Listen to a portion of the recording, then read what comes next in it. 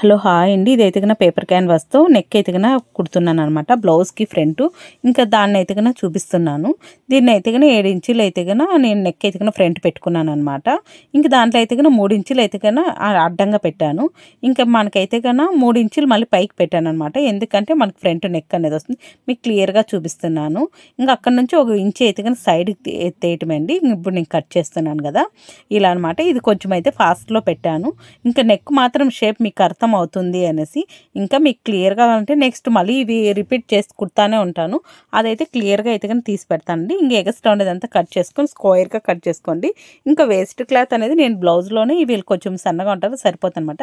ఇంకా పెట్టుకొని అయితే కానీ మొత్తం కుడుతున్నాను. దీనికి తాళ్ళు అయితే ముందే లాగేసుకోండి.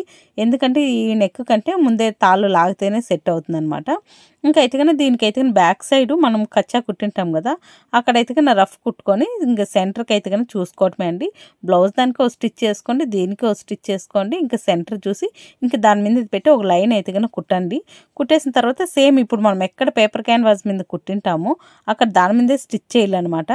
దీనికైతే కానీ నెక్కి బ్యాక్ సైడ్లో నేను చూపిస్తాను క్లియర్గా. అక్కడ థ్రెడ్ పెట్టి అయితే కానీ కుట్టాలన్నమాట. వెనక కొంచెం వదలండి ముందరికి, ఎందుకంటే మళ్ళీ నెక్కు తీసి కట్టినా కట్ అయిపోకుండా ఉంటుందన్నమాట. ఇంకా క్లియర్గా షేప్ తిప్పేటప్పుడు కొంచెము స్లోగా కుట్టుకోండి, ఎందుకంటే షేప్ అనేది పర్ఫెక్ట్గా వస్తేనే అది లుక్ అనమాట. ఇంకా థ్రెడ్ని అయితే కనుక బ్యాక్ సైడ్ నేను రఫ్ చేసి చూపిస్తాను.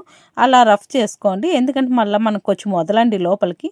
కుట్టేసుకున్న తర్వాత రెండు పక్కల మళ్ళీ ఇంకా తిప్పించండి అనమాట. మనం అంతా కుట్టుకునేసిన తర్వాత సేమ్ ఇప్పుడు ఎక్కడ ముందు కుట్టేసామో దాని మీదే వేయండి. ఇంకొంచెం బయట వేసుకున్న పర్వాలా, లోపల పక్క వేస్తే ఆ స్టిచ్ అనేది కనిపిస్తుంది అనమాట. అట్లా నీట్గా అనేది షేప్ అనేది తిప్పండి స్లోగా కుడతా. ఇంక కుట్టేసిన తర్వాత మనకి ఎక్స్ట్రా క్లాత్ ఉంటుంది కదా దాన్ని అంతా కట్ చేసుకుని వెళ్ళండి. అప్పుడు మనకి ఇది ఆల్రెడీగా పేపర్ క్యాన్వాస్తో కుట్టింటే కొంచెం ఐడియా ఉంటుంది. ఇంకొంచెం నీట్గా క్లియర్గా నేర్చుకునే వాళ్ళకైతే యూజ్ అవుతుందని అయితే కనుక పెడుతున్నాను అనమాట. మనకి ఇదైతే మీషోలో దొరుకుతుంది. నేనైతే కనుక దీని కోడ్ కూడా ఇస్తానండి. ఇంకా అయితే కనుక చూడండి ఇట్లా కట్ చేసేసాము. కొంచెం చిన్నగా కచ్చలుగా వేసుకోండి, ఎందుకంటే మరి లోపలికి వేసానికి ఓపెన్ అయిపోతుంది అనమాట. ఇట్లా థ్రెడ్తో లాగితే ఇట్లా నీట్గా షేప్ అనేది వచ్చేస్తుంది. ఇంకా మనం లోపల కట్ చేస్తేనే షేప్ అనేది వస్తుంది అనమాట. ఇంకా నీట్గా దీనికైతే కనుక పాయింట్ వేసుకునేయండి కినారి అనమాట. అంటే మేము చెప్తాం అది చివర కుట్టుకోవాలా అనమాట. ఇంకా దాన్ని నీట్గా హోల్డ్ చేసుకుని లోపల పేపర్ క్యాన్వాస్ క్లాత్ని ఇంకా కుట్టు అంతా వేసుకునేదండి. చాలా నీట్గా వస్తుంది బ్లౌజ్ అనేది. చూడండి ఇలా వచ్చింది. ఇది మనం డ్రెస్కి కూడా పెట్టుకోవచ్చు. ఆల్రెడీగా నేను ఇంతకుముందు స్టిచ్చింగ్ అయితే ఏం పెట్టలేదు, ఇది మీకు షేప్ యూజ్ అవుతుంది అనేసి అయితే కానీ పెట్టాను అనమాట. రోజుకి అయితే ఒక బ్లౌజ్ అయితే పెడతాను. ఇదైతే పేపర్ క్యాన్వాస్ మనకి మీషోలో కూడా దొరుకుతుంది. నేను దీని కోడ్ కూడా ఇస్తానండి. మీకు ఎవరికైనా కావాలంటే తీసుకొని ప్రిన్స్ కట్టేసి ఈ నెక్ అయితే పెట్టాము ఈ బ్లౌజ్కి. ఓకే అండి, బాయ్ అండి.